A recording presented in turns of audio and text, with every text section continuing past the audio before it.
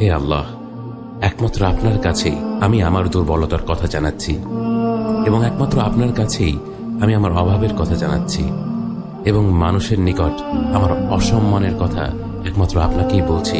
হে আরহামার রাহিমিন, আপনিই তো প্রতিটি দুর্বল ব্যক্তির রব এবং আপনিই আমার রব। আপনি কার কাছে আমাকে ছেড়ে দিলেন? এমন অচেনা মানুষদের কাছে যারা আমার ক্ষতি করতে চায়, নাকি এমন শত্রুর কাছে যাকে আপনি আমার চেয়ে অধিক শক্তি দিয়েছেন?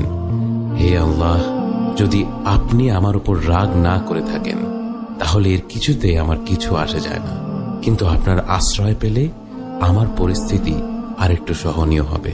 হে আল্লাহ, আমি আপনার চেহারার নূরের কাছে আশ্রয় চাই, যা সব অন্ধকারকে উজ্জ্বল করে দিয়েছে, যা দুনিয়া এবং আখিরাতের সব বিষয়ের সংশোধক। আল্লাহ, আপনার রাগ এবং অসন্তুষ্টি থেকে আমি রেহাই চাই। আল্লাহ, এসব